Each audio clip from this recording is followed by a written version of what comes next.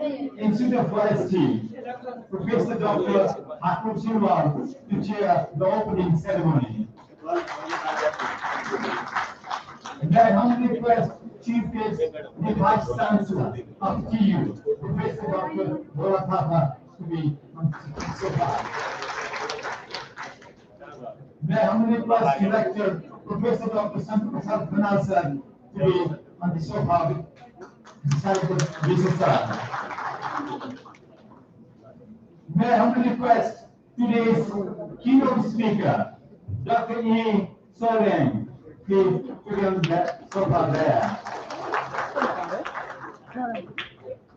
I humbly request deans of institutes and faculties, directors of different departments of TU, division heads, former deans, keynote speakers, campus chiefs from both campuses, distinguished guests, dignitaries, presenters from nations and abroad, esteemed delegates, government officials, IoF alumni, faculty members, staff and students, ladies and gentlemen. It's a great opening time for us. May I humbly request our admin staff, Dr. Renita Snell and Kalpana Gauriam, to facilitate with a bouquet of flowers to our chief guests and distinguished guests.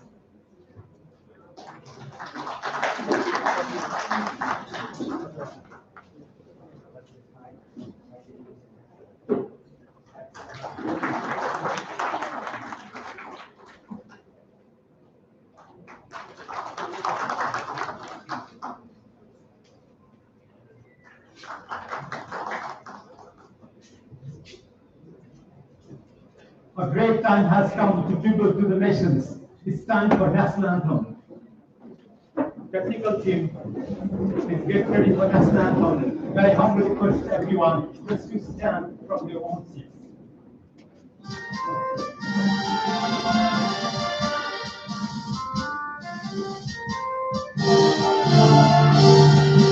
Sayutunga pulka hani yurte manani padi sarvabhaum vaidhi kami simahakali Sayutunga pulka hani yurte manani padi sarvabhaum vaidhi kami simahakali Prakriti ka koti koti sampada ko achala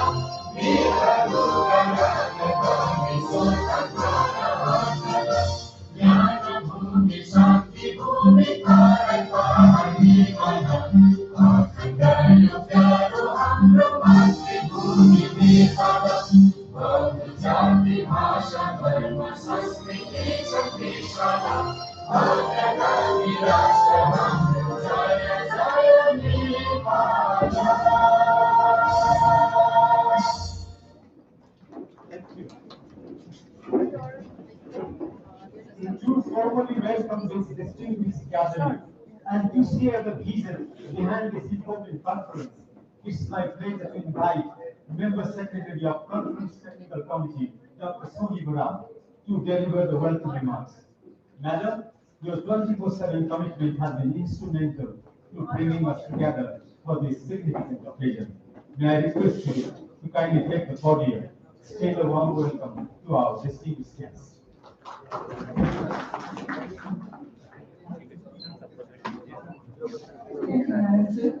Namaskar and good morning. Respected Chair, Professor Dr. Thakur Silva, Dean of Institute of Forestry, Melbourne University, distinguished chief guest, Professor Dr. Bola Thapa, Vice Chancellor of Melbourne University, special guest, Director Professor Dr. Sankat Prasad of TU, and then keynote speaker of this opening ceremony, Dr. E. Saulin from PCMO, and deans and directors of Melbourne University, former deans and assistant deans, campus chiefs, professors, then TU department head, policy makers, and high-level government officials, collaborators, adjunct professor, researchers, practitioners, and national and international delegates, faculty members, alumni, students, volunteers, media personnel, ladies and gentlemen.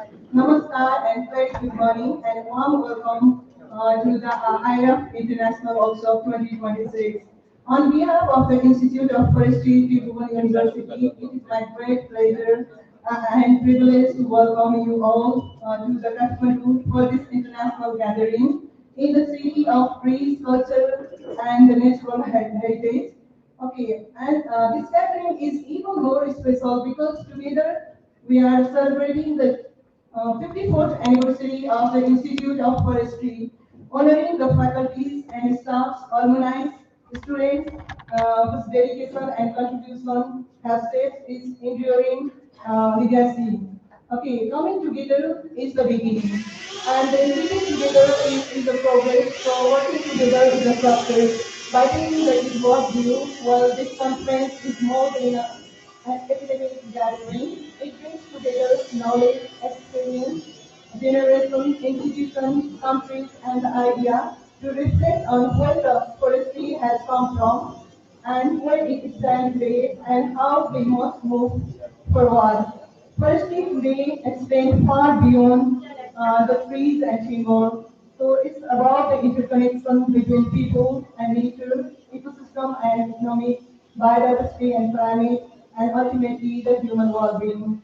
According to the World Economic Forum, over half of the world GDP is highly or moderately dependent on the natural resources and services. This reminds us that forestry is not only the conservation agenda, it is also an economic development and the resilience agenda. So, in this changing context, perhaps the central question before us is how can we forest, people, technology, ecology, and the economy thrive together for the intergenerational equity? I believe this conference provides an important multidisciplinary platform to explore this question not only by sharing what we know, and but also by identifying what we still don't know, building partnerships and turning knowledge into action. The Institute of Forestry has been at the foremost of generating knowledge and advancing the understanding of this interconnection. Today, we are delighted to bring together researchers, policymakers, academia, practitioners, and most importantly, the young minds who will shape the future of forestry. To our young professional and the students, this conference is your platform. So share your ideas, engage with experienced professionals, and bring lasting network. You are not simply the future of the forestry. You are the generation that will redefine it. Okay? And we extend a particular warm welcome to our international delegates from 10 countries. Uh, your presence strengthens opportunity for the cross-country learning, collaboration, and exchange.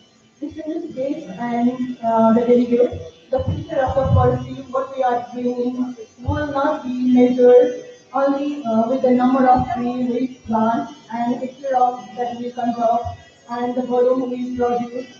It should be measured by how widely connection between conservation technology and economic value. So, and this is precisely why we have gathered here as a multidisciplinary community over these 3 days of learning and exchange. Let us use this platform for respecting the different knowledge, questioning, listening, learning, networking, collaborating, and imagining the better future of the forestry. In the spirit of learning and sharing, I also hope that this exchange goes beyond the conference hall, as you will find the number of networking breaks and to all our international guests alongside the academic discussion. I hope you will find the time to explore and enjoy Kathmandu's rich natural and cultural heritage. Once again, on behalf of Institute of Forestry and personally, I extend a very big welcome to each and every one of you here. I wish you all the fruitful and inspiring inspiring, enriching conference and a pleasant stay in Kathmandu. Thank you so much.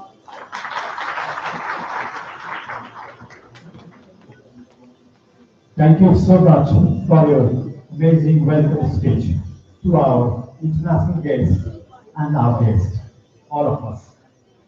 May I invite our chief guest, the Vice Chancellor of TU, Professor Bolatama, to inaugurate the conference by pouring water into the plants that is the time to pour water to them and give life to them.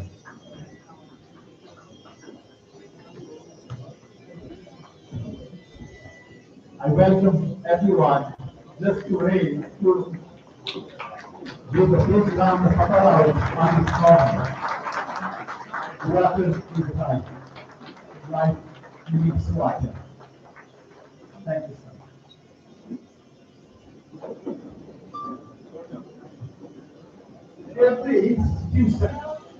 Every institution has a story. So does IoF. A story of beginnings, struggles, achievements, memories and dreams for the future. Now we invite you to witness that story. The short documentary takes us on a visual journey through the spirit of the Institute of Forestry, celebrating its legacy, its people, its accomplishments, and enduring that bond that brings us together here.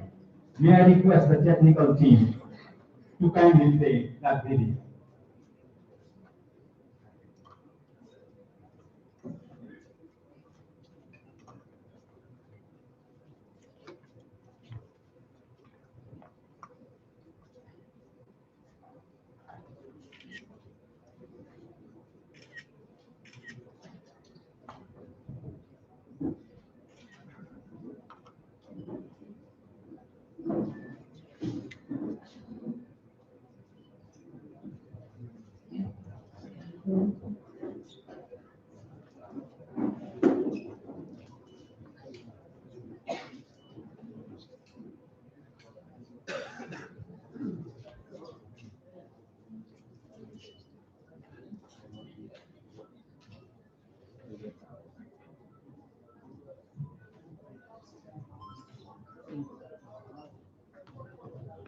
Advising the need of forestry professionals, the forest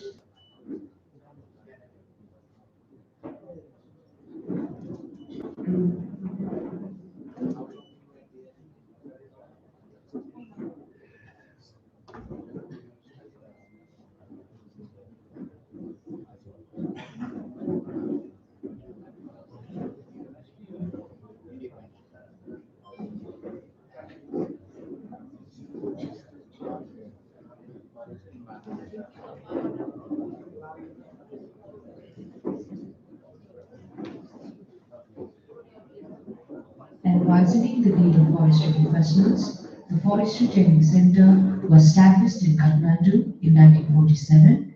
In 1957, it was renamed as Nepal Forestry Institute. This laid the cornerstone for the present-day Institute of Forestry, which became a part of the University in 1972. Since then, as a hub of outstanding education and research, and consistently aligned with worldwide curriculum standards.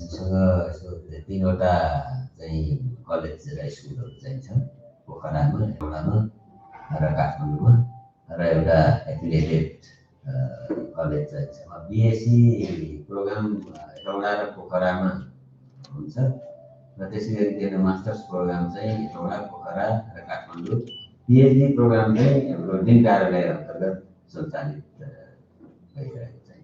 The IoF has been diligently focusing on academic excellence, ensuring timely academic programs and uninterrupted learning even during pandemic times.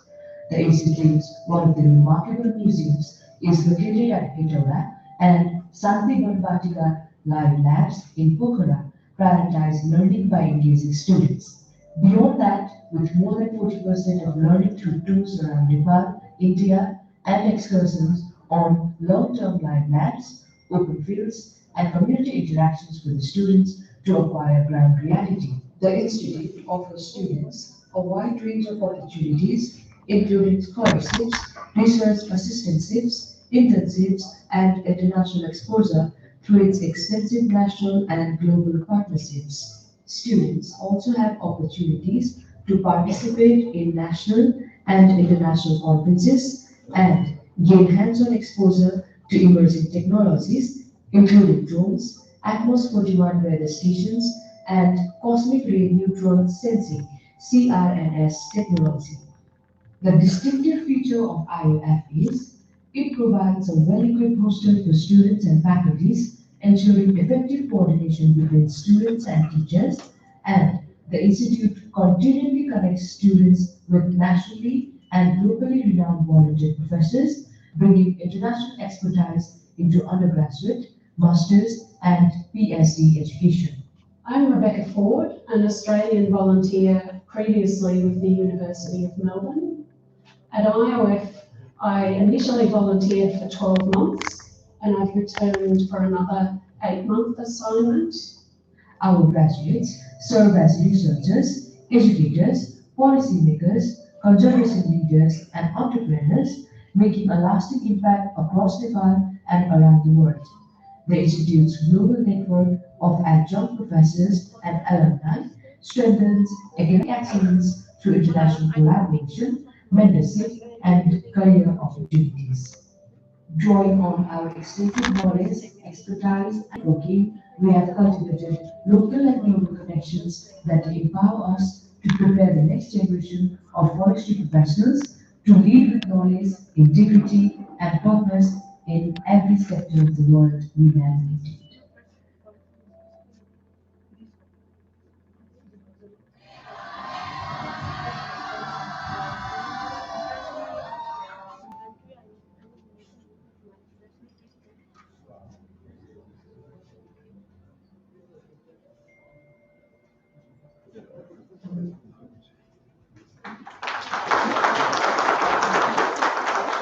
Thank you so much.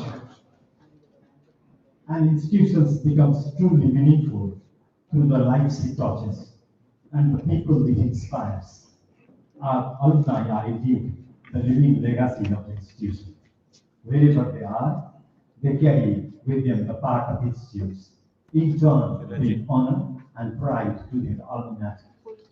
To share his reflection, experiences, and aspirations for the future.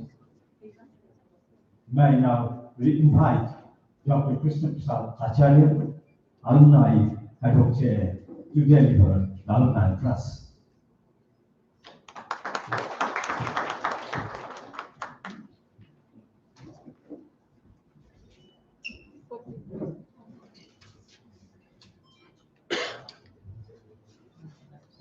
Thank you, sir. Chair of the International Conference Inauguration Ceremony, Professor Dr. Shiva, Professor Bhola Thapa, Institute, Rector Dr.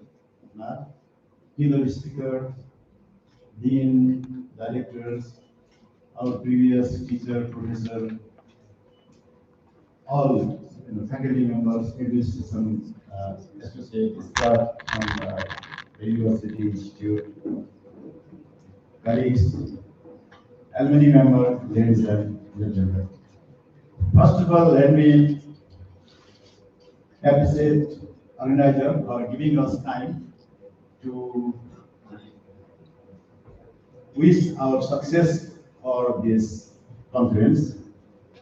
In this moment, it's my great pleasure and privilege to join this conference today on this important occasion of IoF Day and IoF Conference. On behalf of adult IoF Alumni Committee, we have 11-member committee. I would like to sincerely thank the Institute to share a few remarks. During last year, alumni and student gathering held on the occasion of IoF Day on 14th of August on the IoF Dean Office building. As I said, our 11-member committee was formed and entrusted with the responsibility of preparing Vidan and carrying up to General Assembly for endorsement of this Vidan and formally formation of IoF. We are grateful for the continued support, encouragement, and guidance from Institute of Forestry Dean of this. The Institute of Forestry holds a special place in the history of forestry education and natural resource management in Nepal. For many decades, we learned it's almost now 54 years. IoF has produced professionals. We have served the country in forestry, wildlife, protected area management, watershed management, climate change, environment governance, research, education, community forestry, civil service, and international cooperation. Many of us here today are part of that journey, and our professional foundation was built within the IoF family.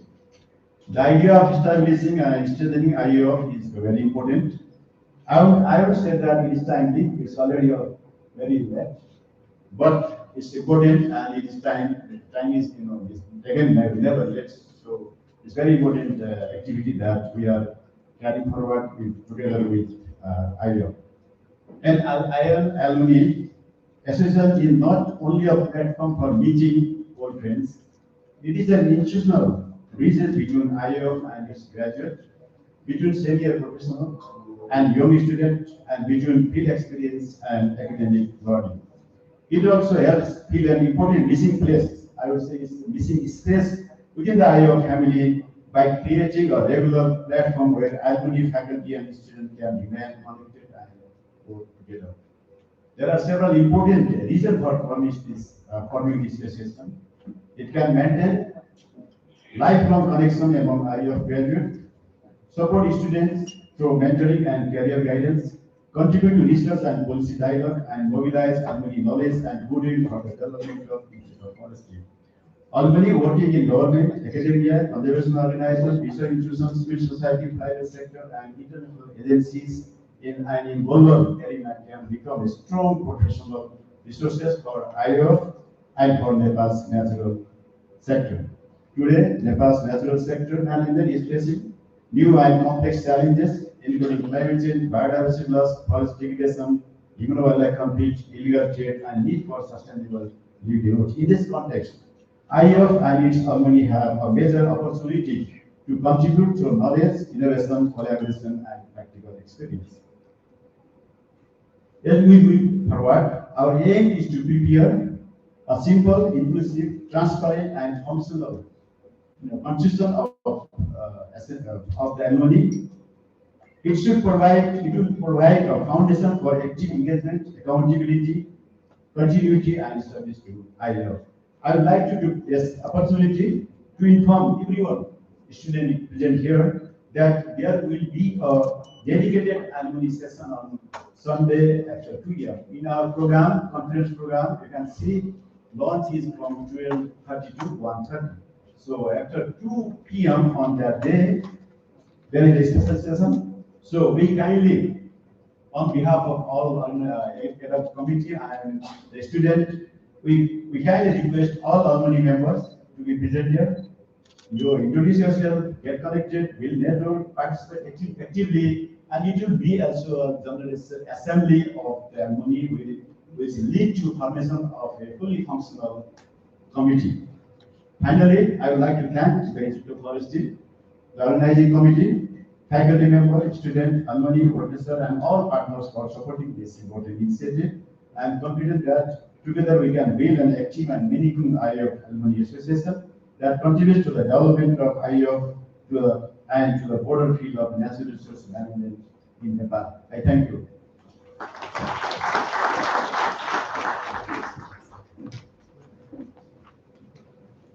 Thank you so much, sir. If alumni needs something to do for the institutions, they can, and together we can. The Institute of Forestry carries a proud legacy built over generations by distinguished academicians, leaders, researchers, teachers, students, and alumni. His experience carries the wisdom of the past, reflections illuminate the present, and his vision inspires us to look towards the future. It is their special privilege for us to hear a few words from one of our respected former dean and our present mentor, Professor Dr. Krishnaraj Devamsha, right here.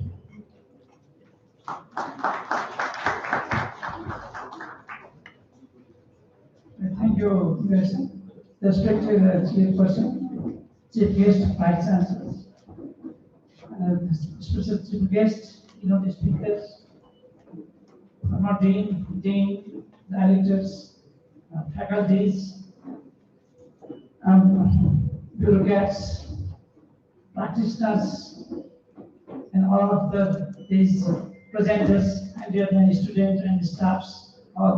Thank you very much for inviting this other behalf of the former dean and other faculties and the professors.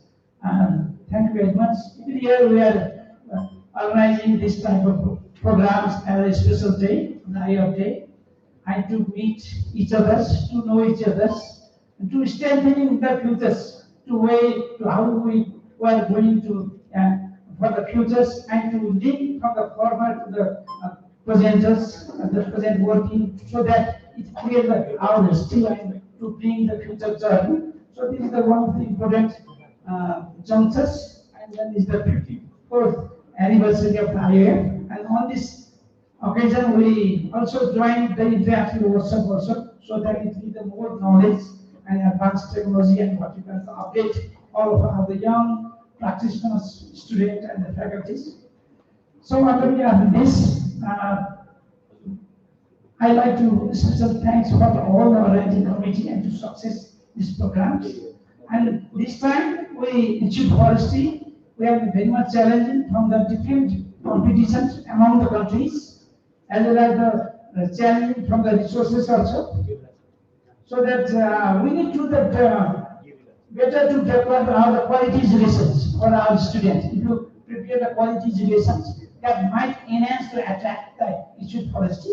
So we have to focus on the quality education and the field practice and skill education, so that it may help in the future generations. And I hope we have very much resources and assets for our alumni, not only from the Nepal, all the 90% our alumni work in the government service and international organization also, even the award from the international different university and others. So that this is the big asset for us. So let's make the big hand to join together to work for the futures, making the central excellence at the IoF in this way, and to link and to know each other and make a good program for to all each other's. That's the good asset for our all the alumni. I hope Dr. Krishna Acharya already told about the importance of this alumni. So thank you very much again for the good success for this program. Thank you.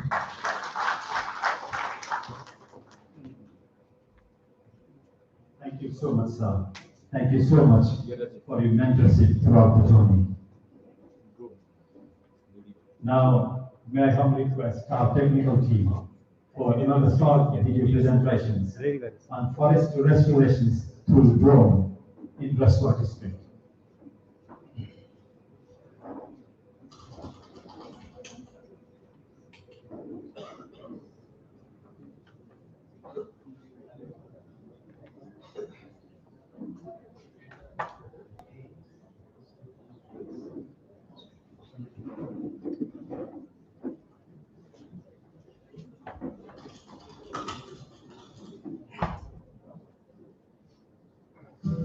विविध कारणले हैसियत बिग्रिएका वनहरूको पुनर्स्थापना गर्न विभिन्न उपायहरू अपनाउँदै आएका छौँ।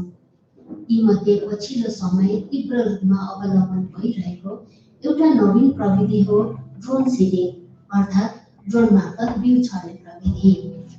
यो प्रविधिले छोटो समयमा ठूलो क्षेत्रफलमा बिउ छर्न सक्ने भएकाले दुर्गम, भिरालो तथा पैदलबाट पुग्न कठिन स्थानहरूका साथै मावरुख नभएका क्षेत्रहरूमा वन पुनर्स्थापनाका लागि अत्यन्तै उपयोगी मानिन्छ। यसले समय, श्रम र लागत बचत गर्नुका साथै जोखिमपूर्ण क्षेत्रमा पनि सहज रूपमा काम गर्न सकिन्छ। ड्रोन उडाउनु अघि सबैभन्दा महत्त्वपूर्ण काम हुन्छ बिउको तयारी। यस प्रक्रियामा स्थानीय वातावरणका लागि उपयुक्त बिउहरू छनौट गरिन्छ। त्यसपछि बिउलाई माटो, कम्पोस्ट र आवश्यक खनिज पदार्थसँग मिसाएर सिड बल तयार गरिन्छ। यी साना गोलाहरूले बिउलाई चराचुरुङ्गी, घाम र सुक्खापनबाट केही हदसम्म संरक्षण गर्छन् र अङ्कुरणका लागि अनुकूल वातावरण सृजना गर्छन्।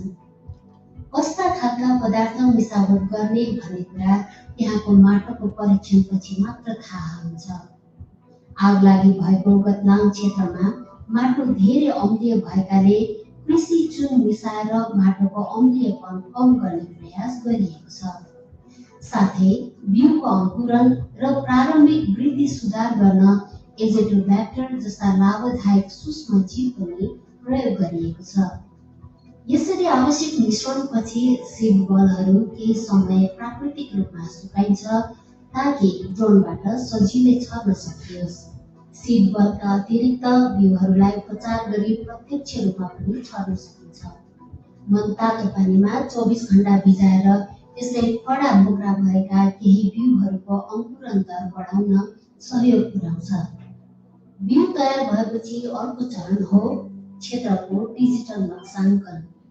ड्रोन उडाउनु अघि पुनर्स्थापना गरिने सम्पूर्ण क्षेत्रलाई म्यापिङ गरिन्छ। यसले उडान मार्ग, उचाइ, गति र बिउ छर्ने स्थानलाई वैज्ञानिक रूपमा निर्धारण गर्न मद्दत गर्छ, जसले बिउ समान रूपमा वितरण हुने सुनिश्चित गर्छ। सबै तयारी भएपछि ड्रोन आफ्नो उडानका लागि तयार हुन्छ। आकाशमा उड्दै यसले पूर्व निर्धारित मार्ग पछ्याउँदै बिउहरूलाई लक्ष्य क्षेत्रमा छर्दै जान्छ। केही मिनेटमै मान्छेलाई घन्टौँ लाग्ने काम सम्पन्न हुन्छ। हरेक बिउ रुख बन्दैन, तर हजारौं बिउमध्ये केही सफल अङ्कुरले भविष्यको वन निर्माण गर्छन्। प्रविधि केवल कामलाई छिटो बनाउने माध्यम होइन, प्रकृतिसँग सहकार्य गर्ने नयाँ सम्भावना पनि हो। ड्रोन सिडिङ त्यही सम्भावनातर्फको एउटा कदम हो जहाँ विज्ञान, प्रविधि र प्रकृतिले हातेमालो गर्दै उजाड भूमिलाई फेरि हरियालीमा रूपान्तरण गर्ने आशा बोकेका छन्।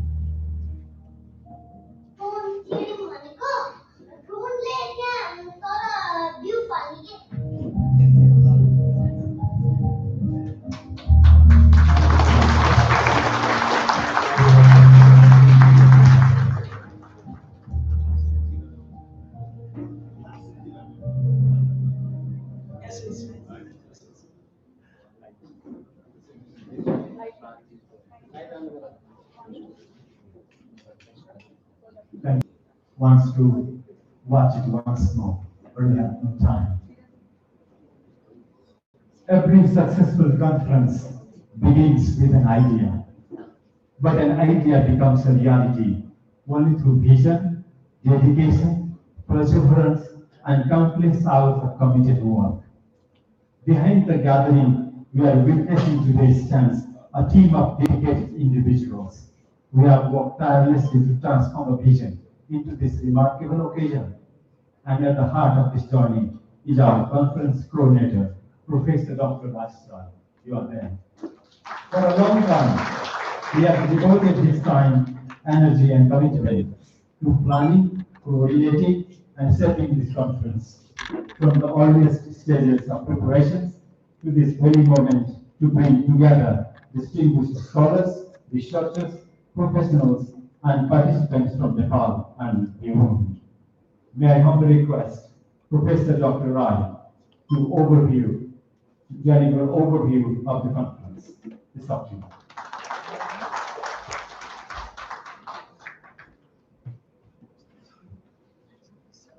Thank you, Narayan sir.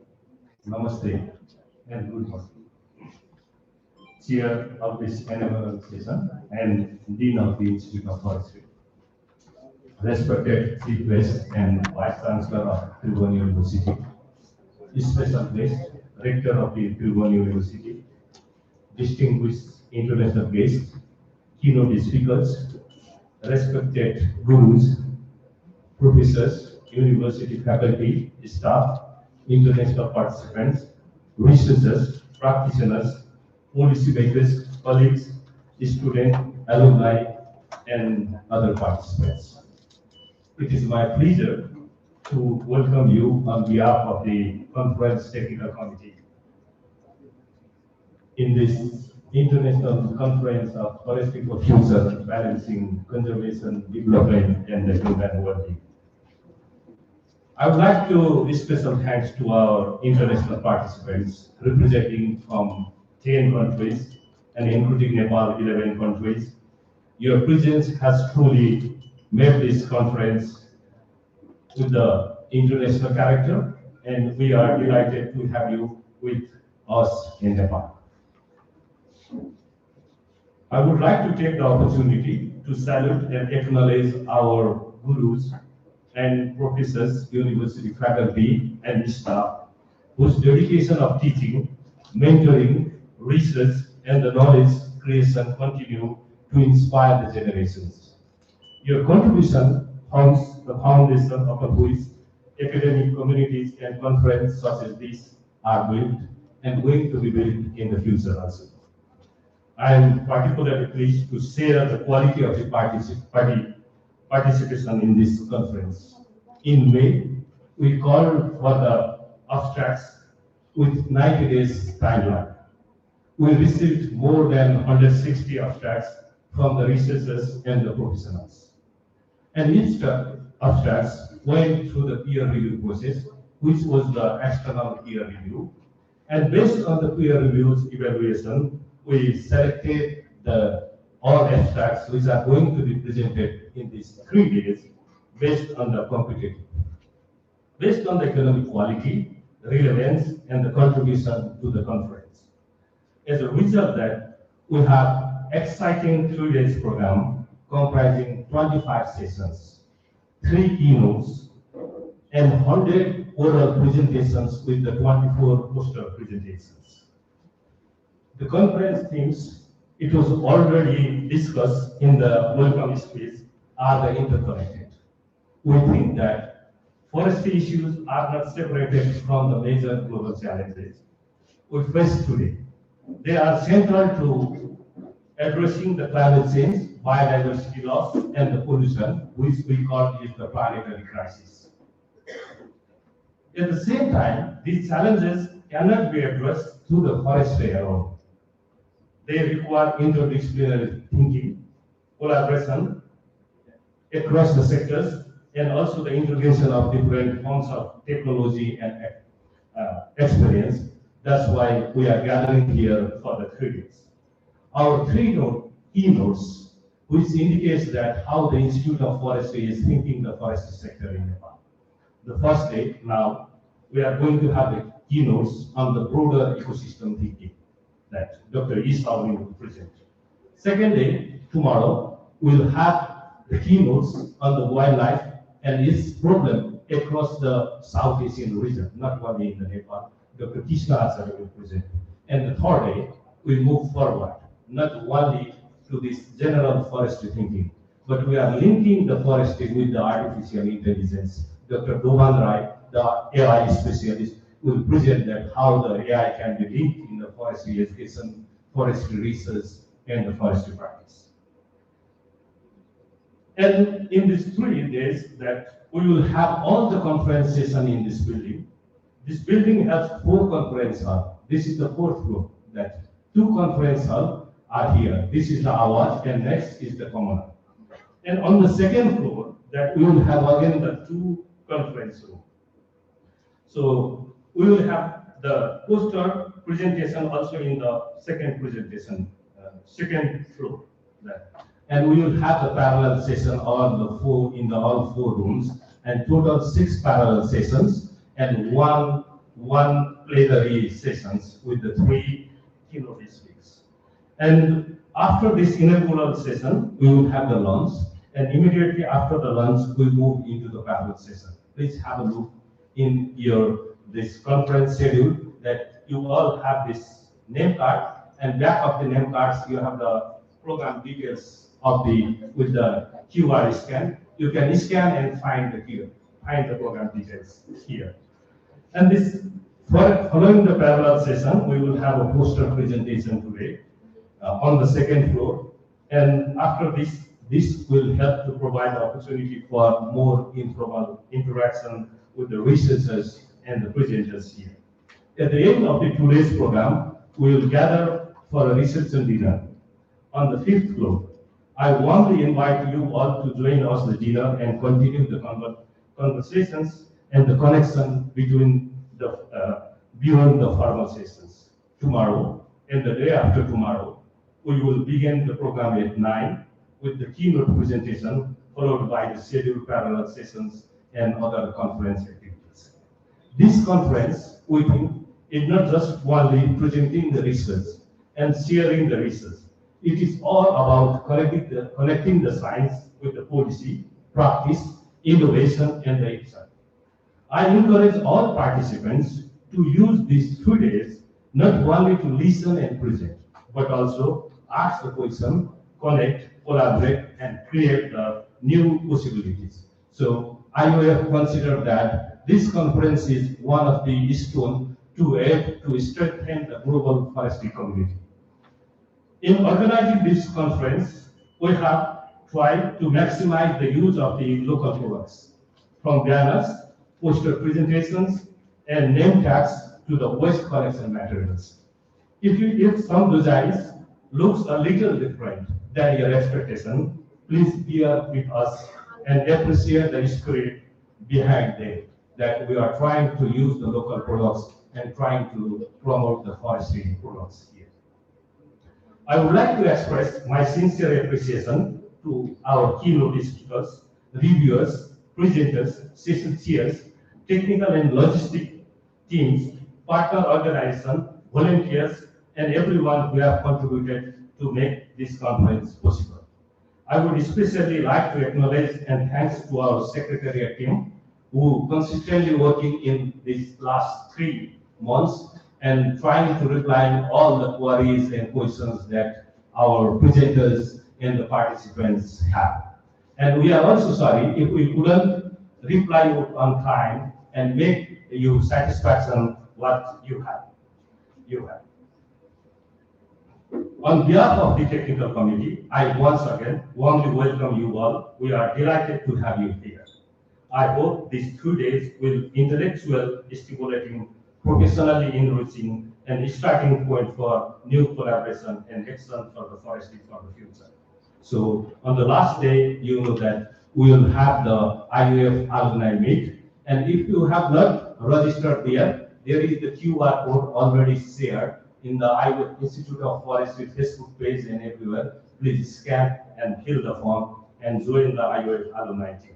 So IoF is starting with learn in nature and build the future. Thank you, and I wish you all the productive, inspiring, and memorable conference. Thank you all.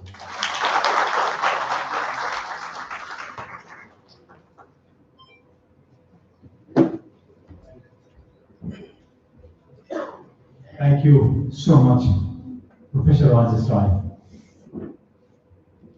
I have seen another dean. You are welcome, sir.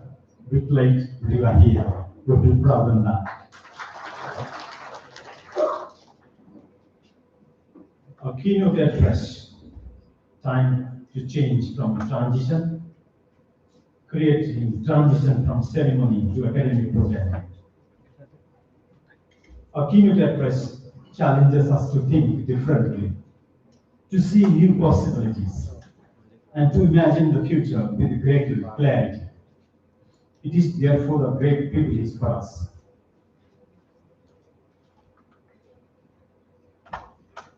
to welcome a distinguished scholar, an expert from whose knowledge, experience, and vision will enrich our understanding of the challenges and opportunities before us.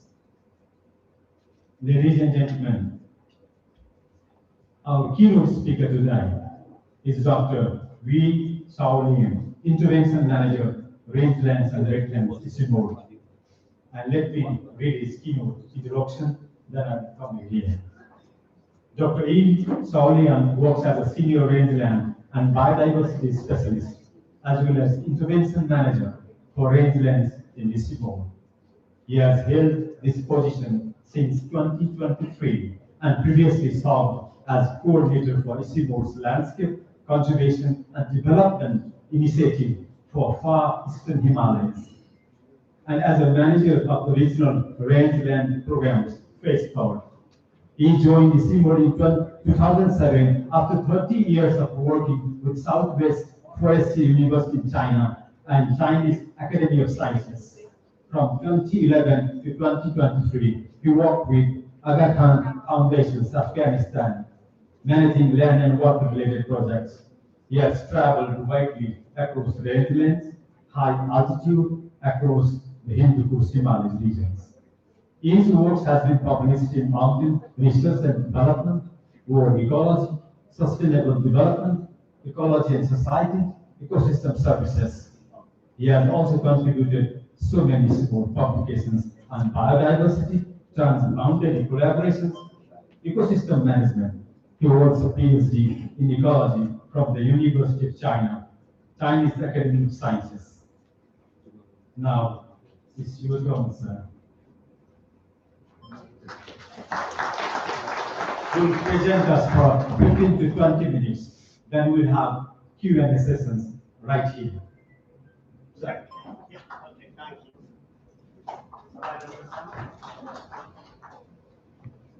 you. So, Israel, Chingata, Ismot Kamgarchu. So, good morning. So, dear organizers, chief guests, vice chancellor, and deans. So, dear participants, so thank you. Good morning.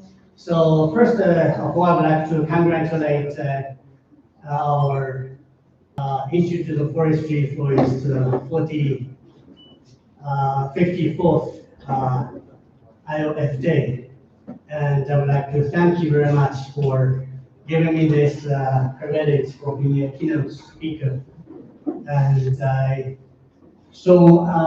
I'm very happy to see the title, like we call the Future for Forestry and Balance in the Conservation Development and Human Well-being. So as we have been working with Professor Rajesh Rai's team for a long time on rangeland, especially in the high elevation area. So I would be very happy to give a topic on this, how we, from the rangelands or pastoralist perspective, as the moderator has introduced. So I'm working in Eastmoot, and I've been working there for 20 years, and I'm very happy to see Dr. Kaki, my former DDG from Eastmoot. He was the first. He was a DDG when I first joined Eastmoot. So thank you very much. And from that time, I've been working in this a rangeland in Eastmoot. So almost 20 years. And in the past 5 years, we specifically try to work to see how we can integrate this pastoralism or rangeland management, especially pastoral use, into the forestry, overall forestry governance. So my presentation will be on this, focus on this, how we can integrate those forests, rangeland pastoralism uses for resilience in the mountains of Hindu Kush Himalaya. And we all know there's mountains in this region, in the Himalaya, especially if we see actually the whole Himalaya mountains. It's we can see it's a system of different elements, different things. We have waters, we have farmland, we have settlement, we have shrubland, we have forest. Actually we have shrubland or grassland inside the forest. And we have all these alpine rangelands, go all the way up to the glaciers and the streams. So those is the overall landscape. So all those landscape though they are of different outer maybe experiences, but they are collected in a system, either ecologically, physically, or in use, or culturally. So in that sense, so actually it's a system. However, we know in those, we see ecologically or holistically it's one system, but administratively, it is always managed by different administrative sectors in a separate way. So we know like rangeland in this region. If we talk about etiquette region, so it's quite huge. Actually, we know 60% of the region is rangeland. But even if we just talk about this Himalaya range, especially we talk the southern part of the Himalaya range, so it's still quite big because, for example, like in Nepal, we have a high percentage of the land actually in the used as rangeland. Some are alpine rangeland, and some actually like grasses in even the tropical, subtropical areas maintained by these flooding, regular floods, or actually uses by the animals. And those rangelands, even though it is called rangeland, we know by definition and some relation with wildlife use for livestock use, but actually it's multiple functional. Especially nowadays, you see, with the time goes by, we add more and more function. We realize there's more and more function. Actually, it's not that we add more function. Like Dr. Kakinus actually, when ISMO first started the regional program, we worked on co-management. But those times, the focus is to see how to get community people into the decision-making process. Because by those years, we felt actually, we still think actually rangeland actually, the main purpose is for like pastoralists, and pastoralists are the main stakeholders. So actually in those years, was how to make the main stakeholder also into the decision-making process together with the government. So that is how ISMO worked on its co-management. But now if we look at how we see rangeland, we saw it as the biodiversity habitats. You see how many actually the protected areas are cut out from those rangeland in the region. And now we are talking about this 30-30 target in the new biodiversity framework.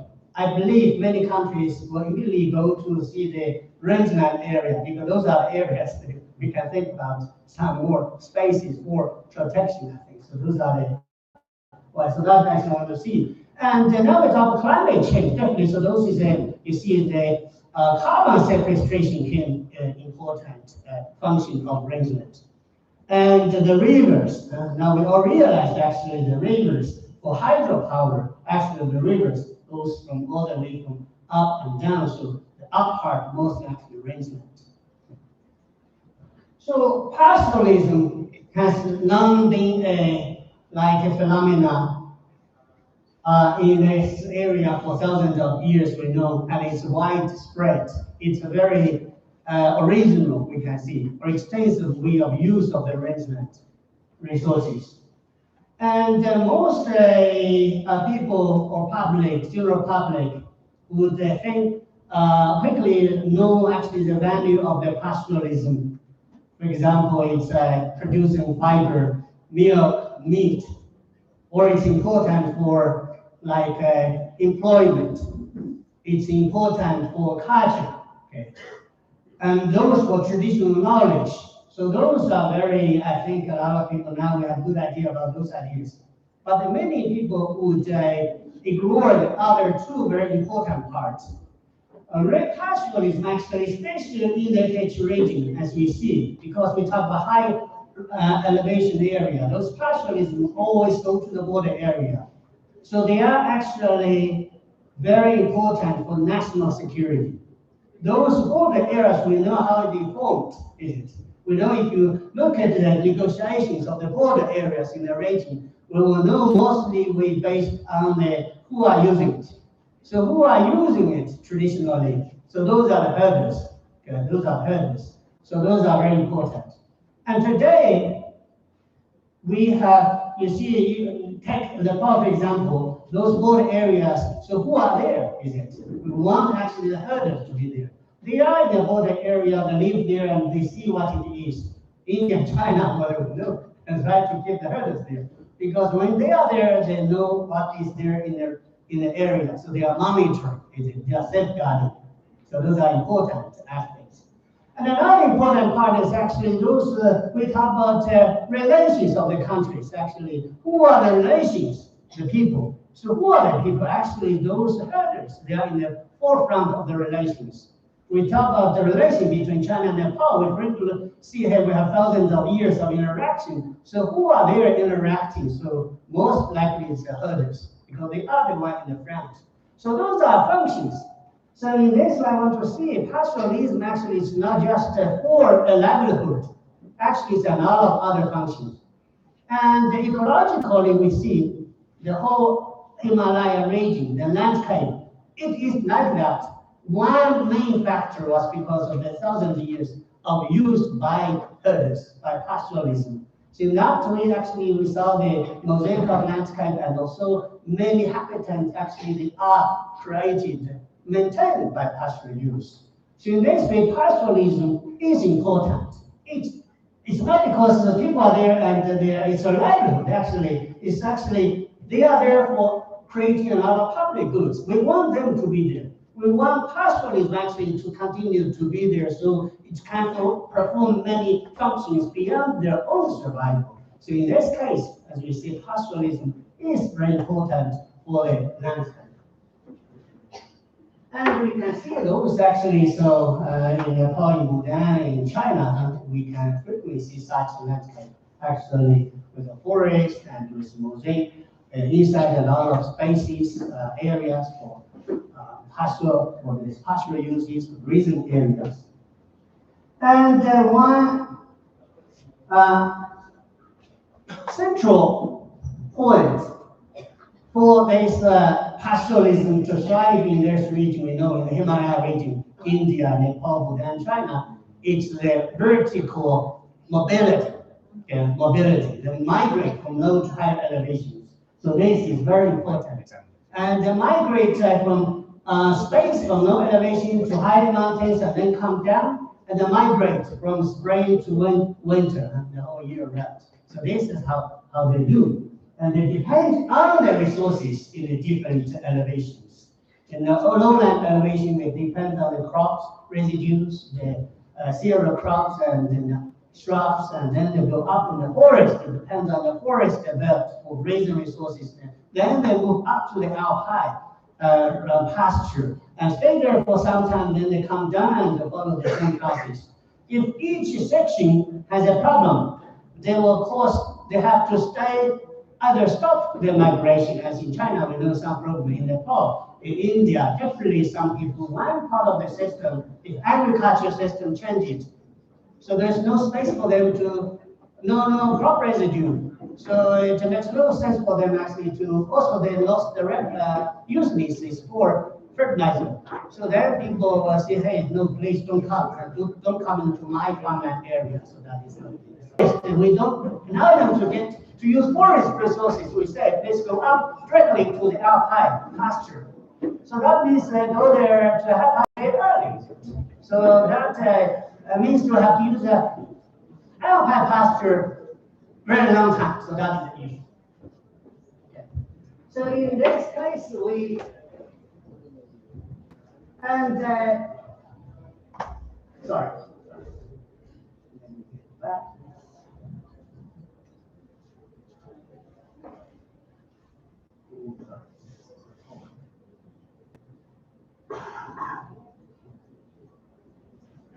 And we know, like in the region, this pastoralism and rangeland, the whole landscape are changing very quickly.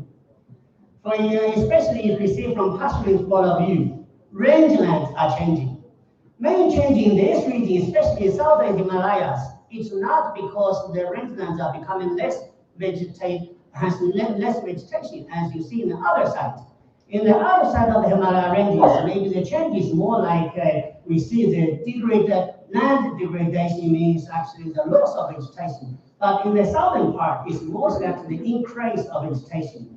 But this increase mainly is because of the shrub encroachment or weeds encroachment or the tree encroachment into the previous grazing area. So this is a change. And also there's a big demographic change. Young people are leaving. So those are the changes creating like making a social change and also the landscape change and also the whole economic system change. Many houses are deserted. So this change of course caused by a lot of drivers. We talk about climate change, social climate change, cultural change, is it? We talk enough, I think, has been said about climate change in the region. We have a good, we know how it is. And the cultural change also. So young people got education, so now interested in that. The climate change is may not actually the past may not be. In the past, it's of course subsistence, but now it's becoming actually less. Now it's a market economy, so it's not making money, it's not making profit. So it's very hard to continue. Young people will not be continue it. So that is one thing. And so, however, we saw like there's as we see, for many people, maybe they'll be happy to see actually pastoralist herders leaving the mountains. But as we said in the beginning, actually, this pastoralism, they are not just for the pastoralists, their own livelihood. They are like actually providing a lot of good services to the public. And you see, like actually, even we look at the forest and pastoralist point of view, so they are mutual beneficial. For example, forest definitely, as we said, provides the seasonal food for the pastoralism, which has to go to that area. And also, this pastoralism actually create habitat for other wildlife. We know, like many wildlife ambulance are like open spaces in the forest. Like I always say, people like me, if we go to forest, we want to stay in a closed forest. Actually, we want to have a picnic. A lunch, we want to go to an open area to sit down and have a lunch. Animals have the same. If the animals, they want also some open area in the forest. These are usually created by the pastoralism, or actually the cheapest way is to be created by pastoralism. So those are the mutual benefits. But as we said, actually, in this region, we are in many cases the forest policies overriding the pastoralism. We have like especially there are some institutional gaps, like in the region. In Nepal, for example, we can clearly see pastoralism. Basically, we're supposed to see the livestock animals. Those are seen more actually seen as responsibility of the agriculture department. But actually, pastoralism use the resources which are in the forest. Forest people usually see this as a harmful factor. They would like to see actually like a grazing. So this is how it is actually the situation. So in this case, we want to have a shift, like we want to see how we can, like from my point of view, we would like to shift from a sectoral way of management to a more integrated landscape management. As we see, we need to see we should not see just say forest rangeland. If we say usually we say this is a forest. You see in China, I know in Nepal where for a long time people say this whether this is rangeland or this is forest land. First, people would like to see this is a forest because in that case we can exclude livestock use. So as you see here, there are many we need to change them. We see this kind of things. We need to change from forest or rangeland. Actually, we see how it can be. Actually, there's no clear boundary. And usually we say forest conservation versus grazing. We thought those two are contradictory. but actually it can be reconciled, as we said, to make use of the benefits for each other. And also we have the strict land use boundaries, as we said. We say this is this land, that is that land. But we want to see actually, many lands actually have this seasonal, like seasonally, this season they are rangeland, that season actually they are forest. So it's also like time and space. There are many ways we can see it. And so in this case, so we needed to integrate those grazing into forest management. So why this is important? Because for, as we said, for ecosystems, so grazing can maintain the habitat mosaics if it is appropriate. Okay, if it is appropriate. It can support this nutrient cycling and manage vegetation, maintain biodiversity, especially, as we said, in the region. Many wildlife actually need this habitat. Those habitats, open habitats, they are best to be created by pastoral use. As I always said this in Bhutan, we have 70% of forests. What we want to use it? Actually, we want to see from ecosystem services point of view the purpose of management. If we want to manage it for wildlife, then we want the wildlife also has some habitats. So a lot of arguments with open spaces for as the habitats. Then, if we don't have that one, so it will compromise our biodiversity management objective. If we want to make that one by people, so herders are the best one. They use it, they create, maintain. So that is. So for pastoralism, as we said, because they have to go through the forest to reach a high point. If we don't integrate into that one, if you say, hey, you cannot use it, or if you use it, you have to pay high price, or if you use, but every time you use it, so then it's for them, their livelihood may not be profitable, they may be not be sustainable. So that for them, they need this forest part. And also for the, as we said, for forest management also. So what do we need to do? So because if we need also to, what is the interest in this process? Why integrate? Because if they don't want uncontrolled grazing. Uncontrolled grazing. They want actually more sustainable use. They need to improve the management of vegetation and resources. So in all those cases, what we see, instead of asking how can forests be protected from livestock, we can actually how those can forest, rangeland, and the livestock manage together. So that is in this street because this is related to the traditional use. So what does this mean? How we integrate into? So that means actually we need to integrate grazing into forest management. We need to know actually where are the areas people are grazing. The herd is not grazing everywhere. Even if you go to our region, we know actually they're not grazing everywhere. So it's actually certain area we know actually need to know where they are grazing, who are using, how animals are using, and which season they are using. So those are the ones. And also we need to see how that area are used or can be used, and that is important. So another important thing is we need to recognize herders as can be a positive factor in forest management, as I said. They are the shapers of the landscape. So if they have a lot of positive functions, if we include them into the planning, into the management, and they will be more like operative. And also we needed to manage across different ecosystems. We need to see actually from the whole like mountain systems. So which part actually, what kind of integration is needed? Crops, forest, shrubland, all those like alpine forest.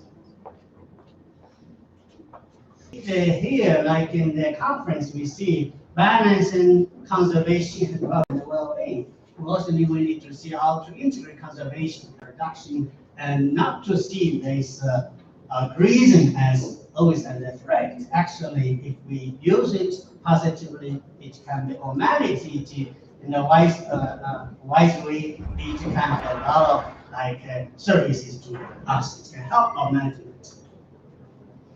So we need to change from grazing pressure to grazing management. So in that case, but the basic condition assumption definitely is not that way I want to see it. Hey, grazing actually is very good for the forest. Actually, grazing actually can be very harmful to the forest also. The important thing is actually we need to manage it for the positive benefit, for the benefit.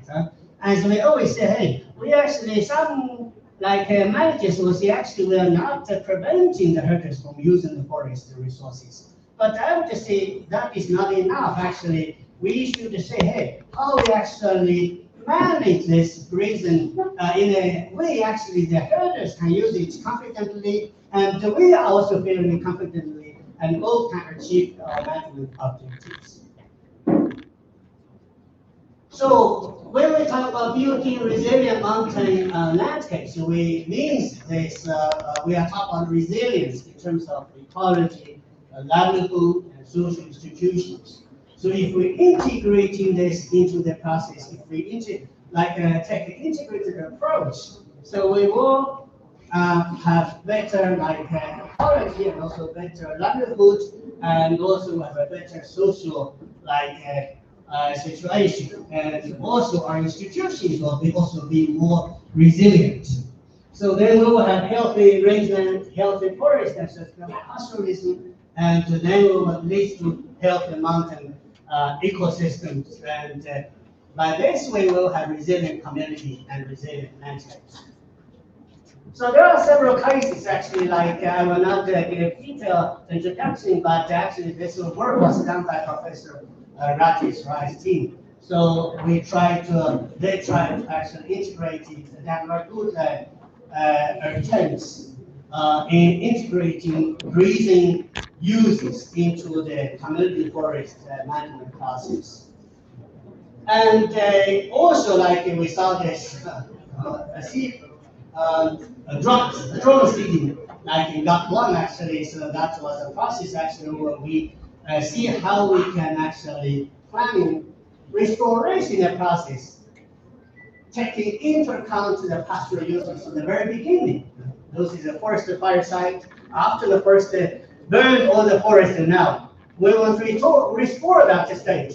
So what do we want to restore? To what state? For whom? So those we need to consider actually in this stage. And as I said, actually, the forest fire is becoming very common now because of the climate change, and this is a very relevant area. And in Bhutan, the government has already taken the initiative to institutionalize grazing area management planning in their forestry management. So this is quite a good initiative, and we can have more experience.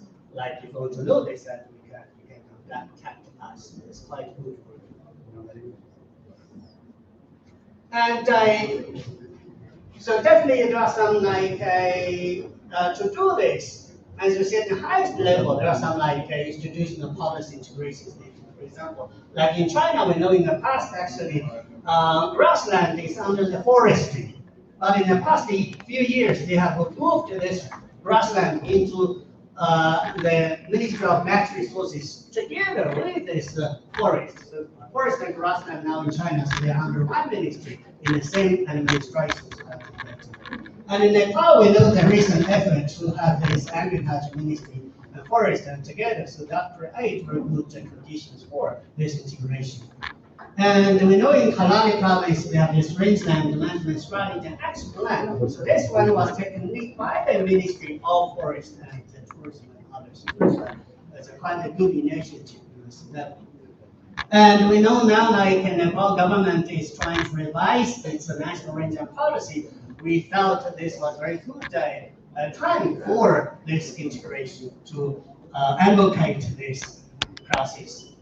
So basically what I want to say is rangeland, forest, and pastoralism are interconnected components of this mountain landscapes. And sustainable pastoralism requires access to and responsible management of diverse grazing resources, including appropriate forested areas.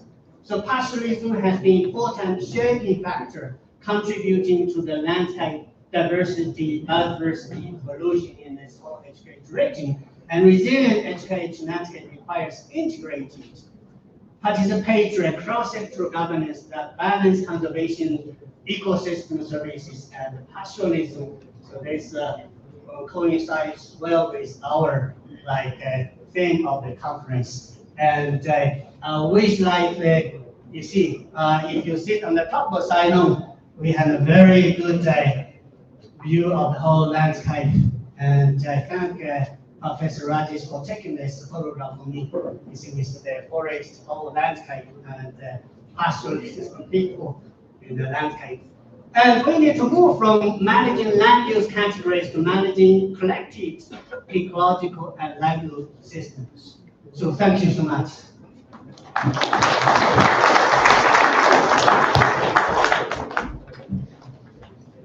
Thank you so much for your amazing presentations. Now the floor is open for questions. A couple of questions from the audience. Students, yeah, I heard I saw a hand raised here, the corner. And our technical team, please be there.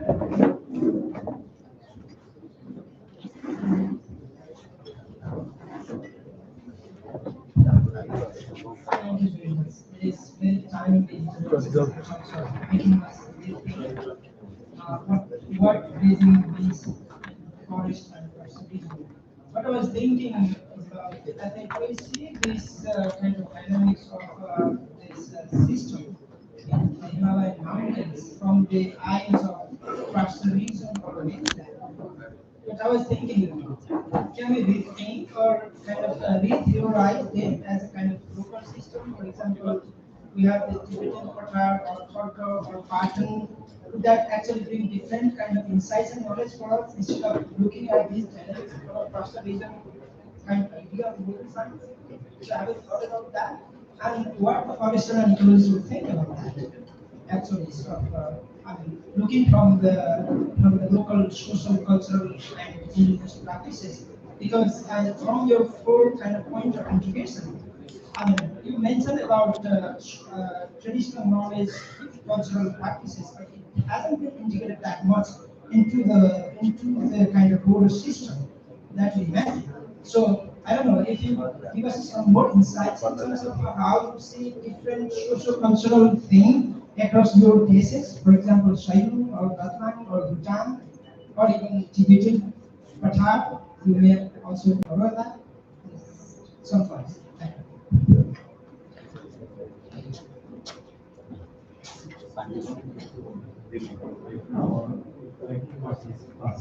Okay, yeah, maybe one more. One more question. Yeah. Thank you. This is Vicky already.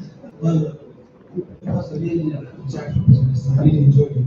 It reminded me of my PhD and in Mustang. I observed this thing there.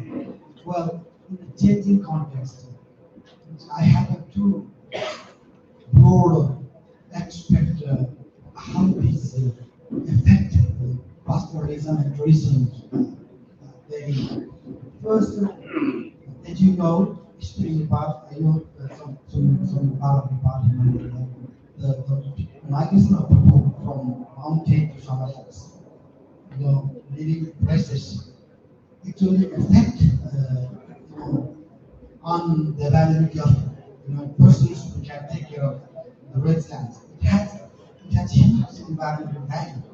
In terms of handling, managing, using the pasture land, actually, in some cases, I noticed it's a decrease in nuances. The second is that it's related the economic imperatives, the economic value that people live in the mountain, and their growing livelihood need.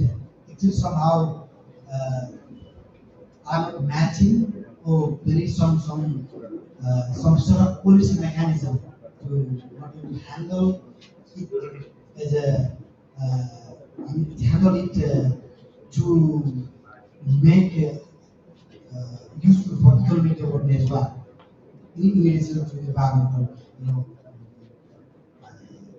aspects. Thank you. Okay. I want to actually whether I take your questions carefully. For the first question, actually, so I definitely from those perspectives, so we are seeing it from outside, and especially from people like me, we are from this development agency. For me also, I like to see things from development perspective. If we definitely we can see this pastoralism as from the cultural perspective, from anthropological perspective, from many perspectives. It has its own value.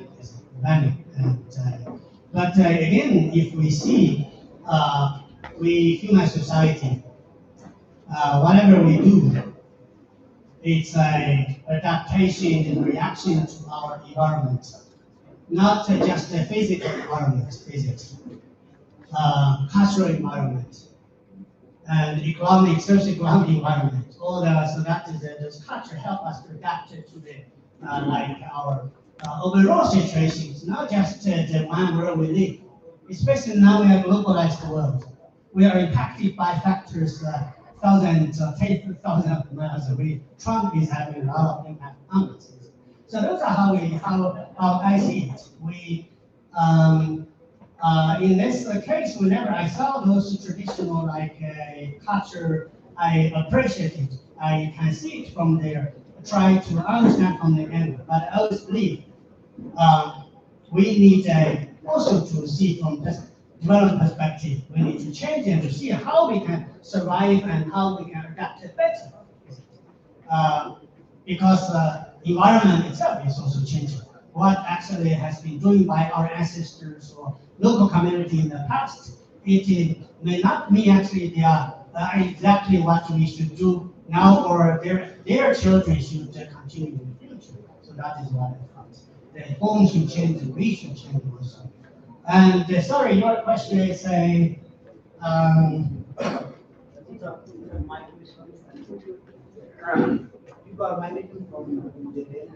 yeah. It's the same question. You cannot stop. Actually, this 20 years back, DDG, Dr. Kati, we were in Lhasa. I remember one conference there with GNZ. Actually, we one of the participants, we quite a good friend in thinking like how we can stop this process. So my view in Chinese experiences, it's very hard to stop. Better way for, especially from the government point of view, is to see how to facilitate their process. Young people, they can get, if they want to have some aspirations to make a better livelihood. However, if we talk about today's case here, pastoralism, and so we said pastoralism itself and regional management, which has own pastoralism is providing a lot of public goods. As you said, in pastoralism, they are the holders of traditional culture. They have a lot of traditional knowledge, actually, which are important for us. For us also is it, for every one of us. That is not only for them, but also for the global community. And especially like in Nepal, in Bhutan, in China, in India, the mountain communities, they are providing a lot of services to the lower area. They keep the landscape better, ecosystem better, water system used in the upper part, which provides very good ecosystem services to the local area also. In those cases, we should find a way so they can stay there to maintain such, like provide such goods. But we should not say, hey, you stay there by yourself. So in that case, some mechanism is needed. For example, like in China, they have this large-scale payment. They don't call payment for ecosystem service. Actually, it's more like a compensation to see, hey, if you survive, if you stay there, make a sustainable use of lands in that way, and the government can provide you some like extra resources for you. So in that way, I think, especially in the Tibetan part, that is functioning very well. That is what I thought in Nepal we should think about. Maybe this is also one choice we can promote, because we saw in Nepal all the provinces are divided, except the two in the south. All the four are from the north to south. This provided very good actually from the north to the south, from the high mountains to the plain area, kind of ecological thinking. And if we have this one, we can, I think there's a way to support people to live there. Thank you. One more question, Madhav sir. Our digital watch is watching us. Yeah, please be specific in your questions, and I need to wrap it up. Yeah, thank you. Thank you for giving me this time. I will take just a few minutes. First of all, I would like to compliment and congratulate you for delivering a very powerful and I'm sure very effective and informative video. My name is Madhav Karke. I'm the first campus chief of this institute, and I'm also the DDG. So the key message I think which Dr. Sawling has conveyed to you is that in traditional forestry, animals were used as a biology factor that should be excluded from the forest management. But in the current situation where everything has changed, I think the key message is we need to include animals, which are the backbone of livelihood of the high mountain people, as part of the forest management. And the rangeland, which was used as a different state of land use, should be part of the forest. In fact, Nepal's Forest Act includes the rangeland and forest cover, but the management doesn't. So its key message, you have to manage rangeland and forest and people together. And this should be done at landscape level. That's why I think administratively, it may be rangeland may be divided, but I think ecologically, because we are in a socio-ecological production system, they need to be managed in an integrated manner. I think this message is very powerful. When I was in EC board, we wrote the first rangeland policy of Nepal, which I think now is, and I think in the changing paradigm, this message that the livelihood is the key, and resilient livelihood requires resilient forest system, resilient mountain system, resilient landscape. Thank you very much for giving me the compliments, and I really appreciate it. Thank you. Thank you so much.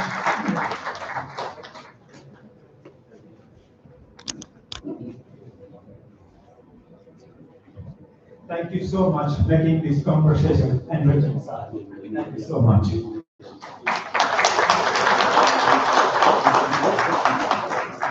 Distinguished guests, dear participants, we have now arrived at one of the most distinguished moments of the opening ceremony. It is a great honor for us to have with us today a distinguished academic leader whose vision and leadership continue to guide the journey of Tribhuvan University, Nepal's premier institution of higher learning. As the Vice Chancellor of Tribhuvan University and our chief guest, Professor Dr. Bola Thapa, brings us to this occasion a wealth of academic experience, institutional leadership, and a deep commitment to the advancement of higher education, research, and knowledge. Sir, your words today will not replace this occasion. They will also provide us with valuable direction and inspiration as we reflect on the future of higher education in Scotland. I humbly request you to kindly take this podium and deliver that first round.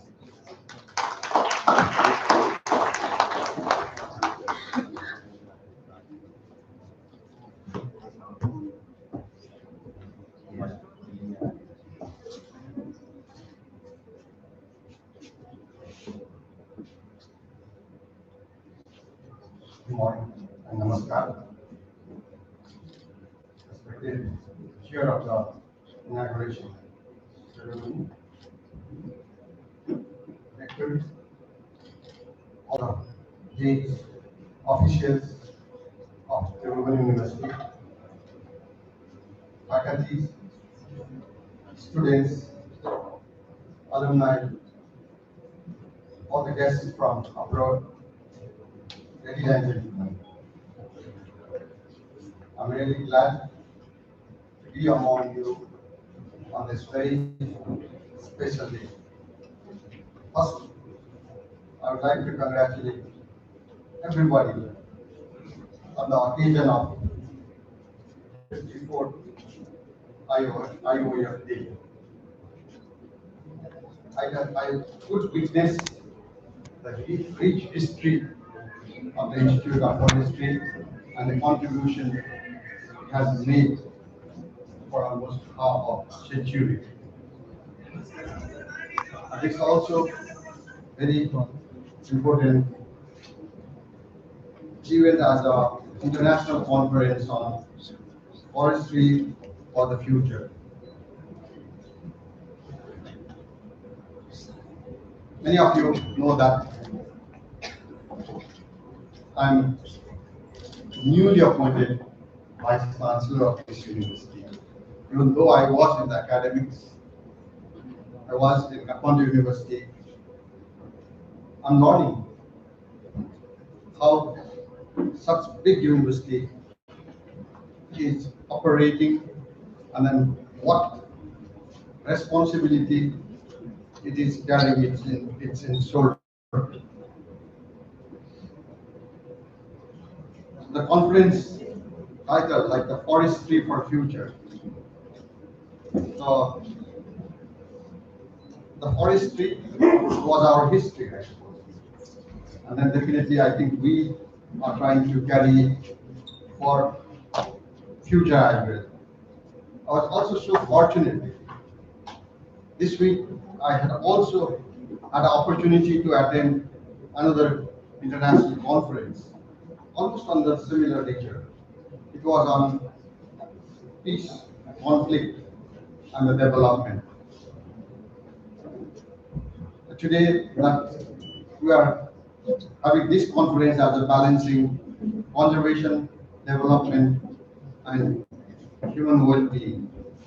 Maybe we can still elaborate it as not only for the human well-being, but the well-being of the entire nature and creatures. I'm not from the discipline, even though I am also a technical person.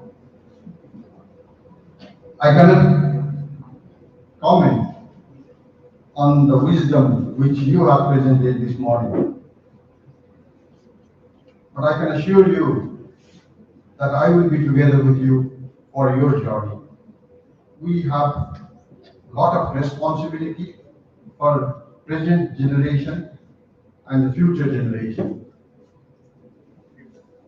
I'm an engineer by profession, something which I do could contribute for the present generation.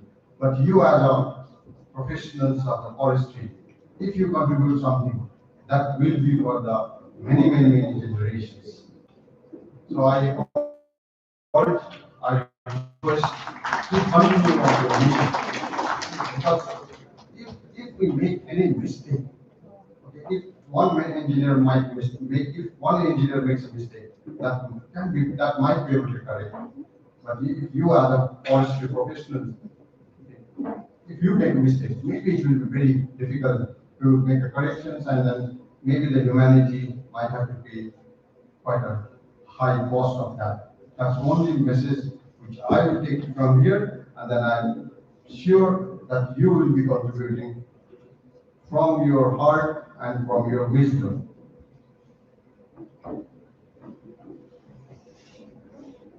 Though I am an engineer, okay, I am for the development, but without the conservation, that will not be accomplished. That at least I can tell you. Sometimes we engineers are blamed for all the damage that we make on this nature. And that's true also. If we don't do it properly, it will be a damage. That's why the society should work together in a team, like a conservationist, the development worker, and the social scientist. And I think forestry is a place where everything meets very closely. At least I can say that I don't know how much I have understood the conservation. Conservation is not only the something which we see in this nature, but something which is in our mind also.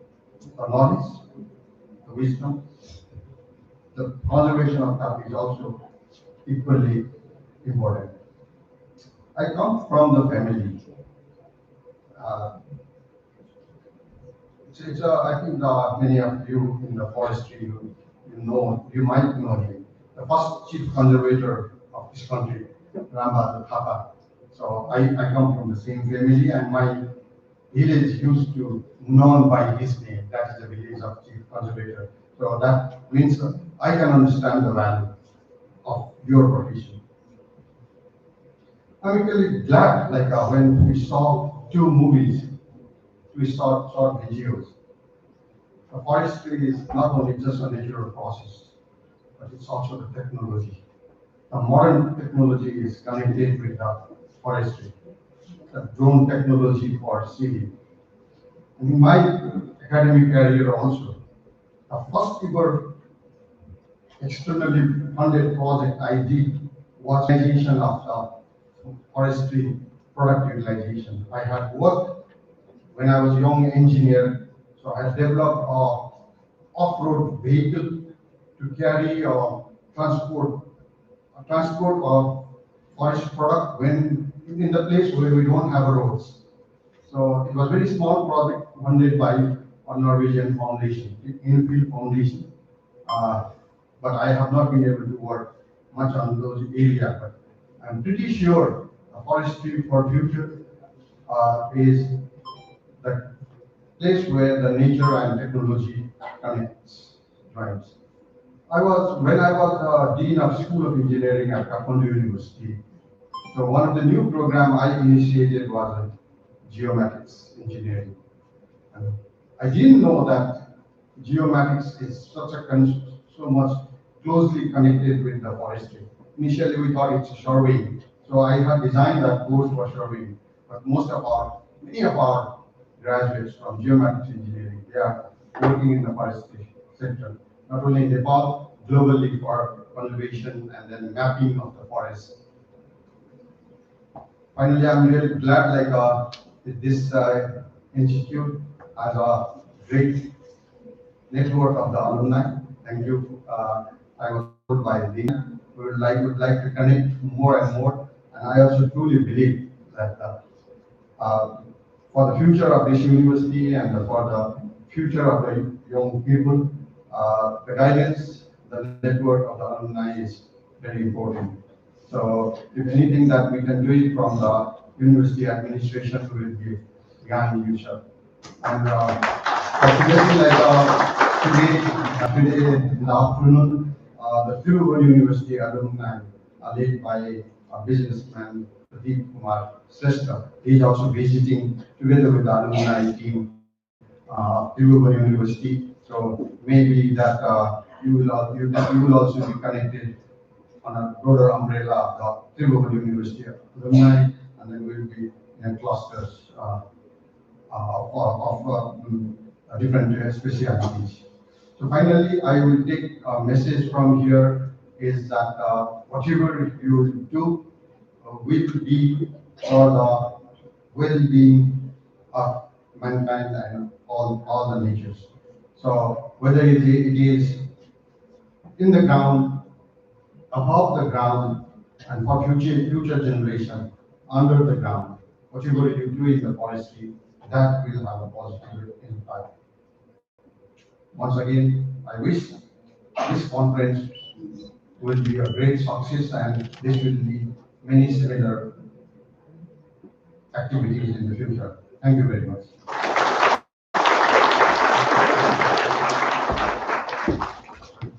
Thank you so much for the insightful remarks, sir. I have read somewhere one tree can start a forest. One tree can start a forest. One bird can herald a spring. One vote can change the nation. And one man can change the institution. University, that is you, sir. One man can change. distinguished guests, as we come towards the conclusion of memorable inaugural ceremony, it is time to express our gratitude to all those whose presence, support, and dedications have made this gathering possible. To offer the vote of thanks on the auspicious occasion, it's my pleasure to invite Dr. Vikram Manandar, Assistant Dean, Institute of Forestry, who has been an integral part of the Institute's academic and organizational journey. And I invite you to express this collective gratitude to our distinguished guests for the success of the conference.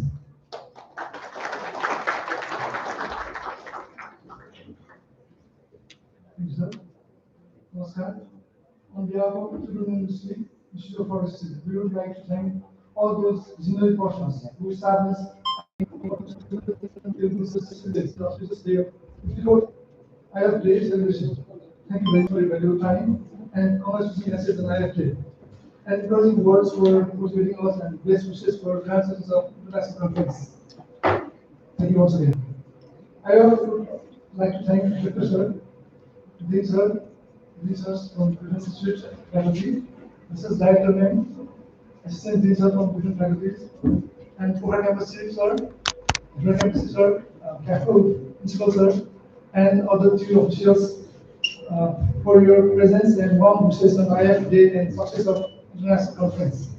We would also like to thank our seniors, former deans, assistant deans, campus chief, assistant campus chief, and all faculty members and staff of IoF who are present here and those who sent warm wishes for the grand success of this program.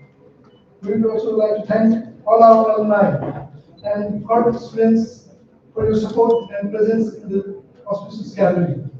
And thank you very much for keynote speakers, session chair, panelists, member, presenters, especially all international presenters who managed to travel from a long distance to participate in this conference. Thank you very much for your time. And all distinguished participants and all from busy schedule in this auspicious gathering. Also, I would like to extend warm gratitude and thanks to all our partners.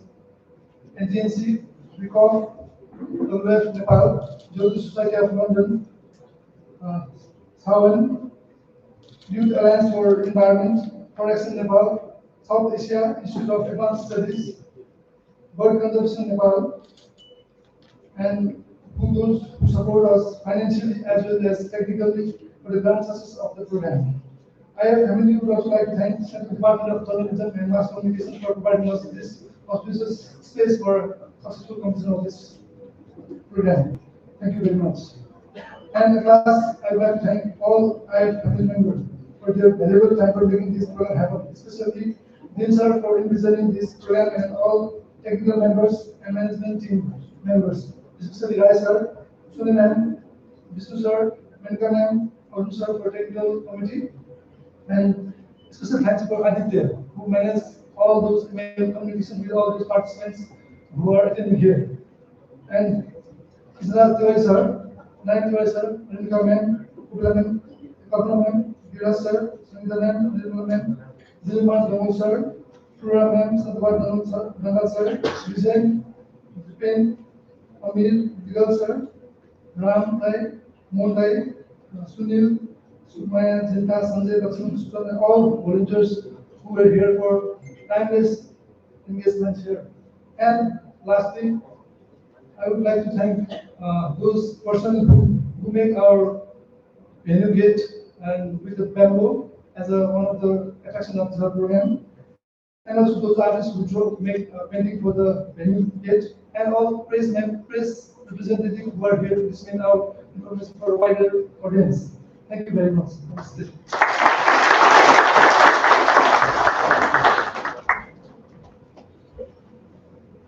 Thank you, Vikram sir. We have now reached the concluding moment of the inaugural ceremony.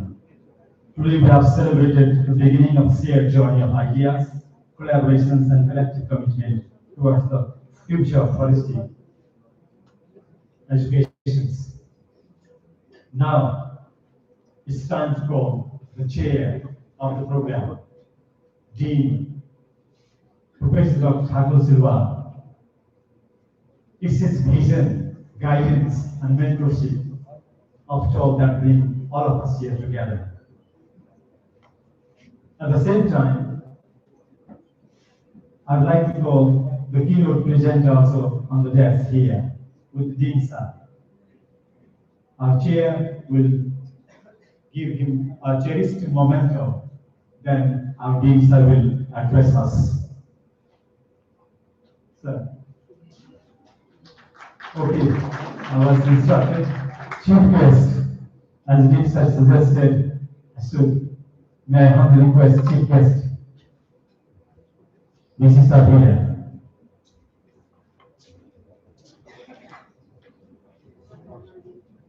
54 years of roots, a lifetime of knowledge. Our future is still growing at IoF.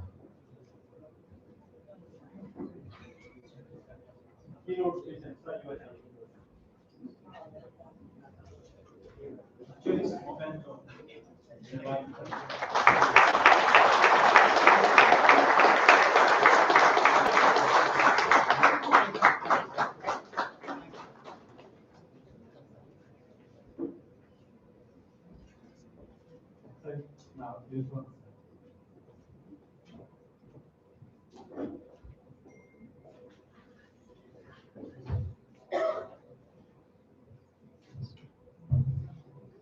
Thank you very much, Madam Sir.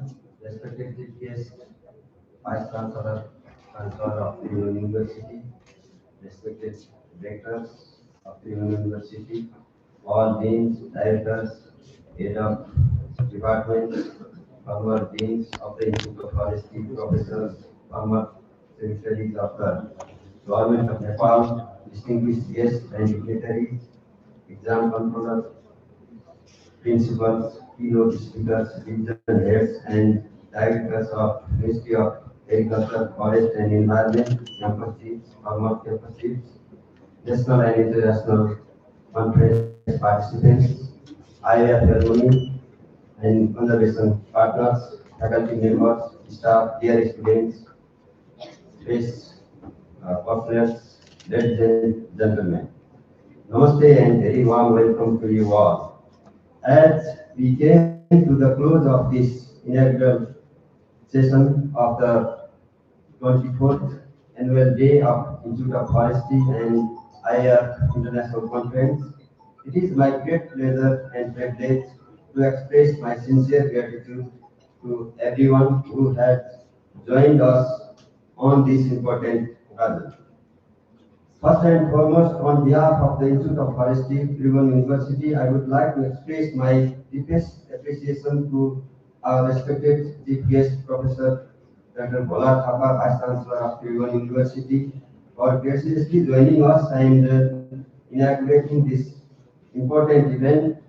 Your presence, inspiring words, and valuable guidance are a great source of encouragement to the entire IoF family.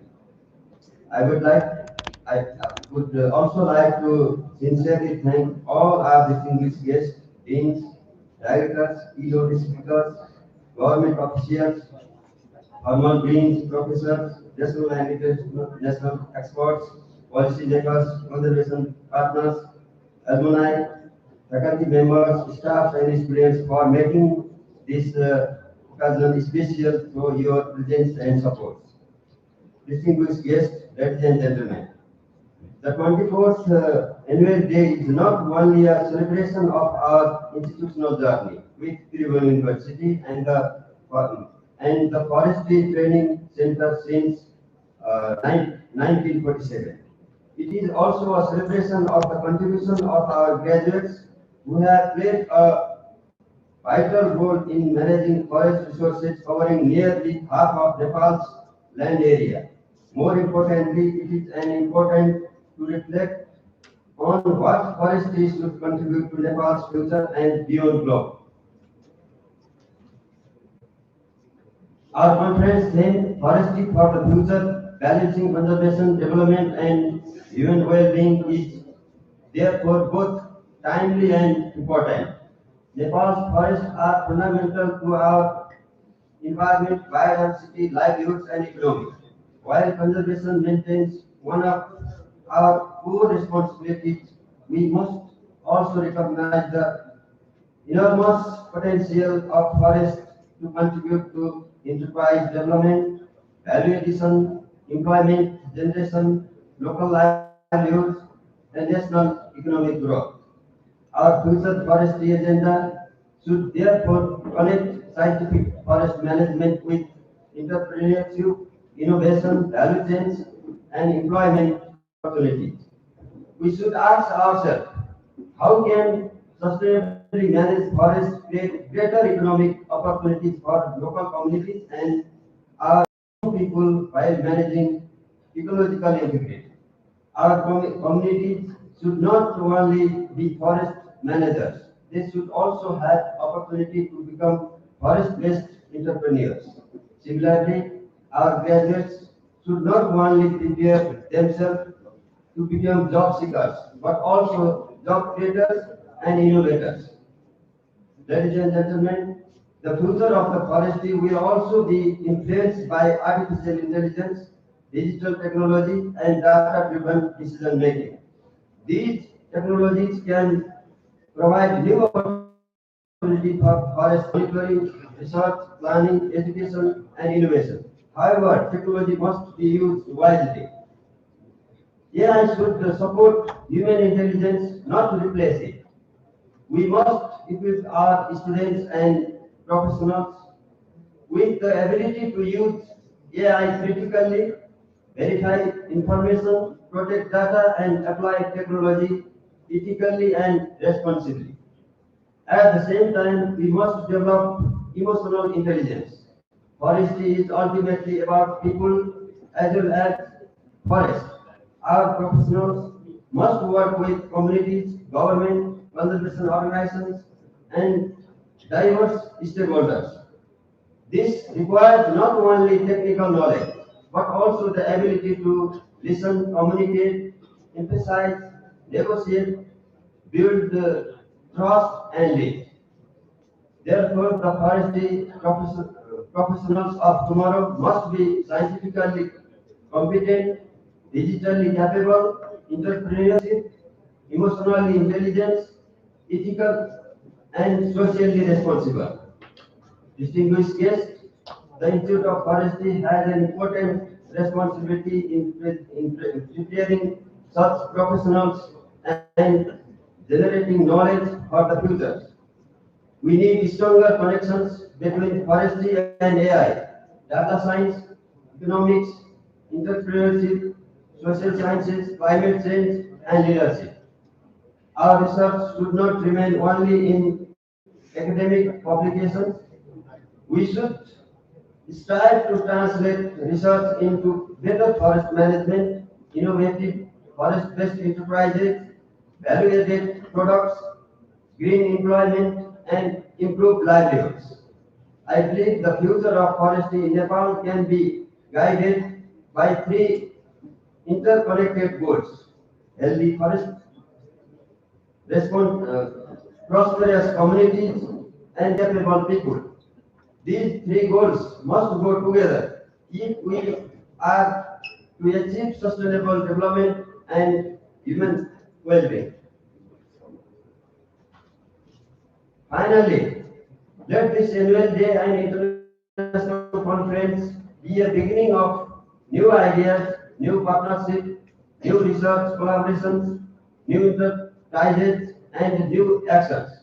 Let us honor the achievement of the past, learn from our experiences, and work together to build a forestry sector and is scientifically productive, socially inclusive, innovative, and environmentally sustainable. I sincerely hope that the discussions, interpretations, and interactions during this conference will generate ideas and go beyond this conference hall and contribute to meaningful changes in Nepal's forestry sector and beyond. Once again, I extend my gratitude to our chief guests, distinguished guests, keynote speakers, participants, alumni, partners, partners organizations, organizing committee, and all for your valuable contribution to these events. I acknowledge the enormous efforts of the conference organizing technical committee led by Professor Rajesh Kumar Rai and the logistic management committee led by Assistant Dean Dr. Vikram Mananda and all faculties and staffs without whose efforts the organization of this event could not have been possible. More importantly, thank you all participants who agreed to be here and present their hard works in this conference and fruitful interaction during this conference. With these remarks, I would like to formally conclude the inaugural session of the 24th annual day of the Institute of Forestry and IoF International Conference. Thank you very much.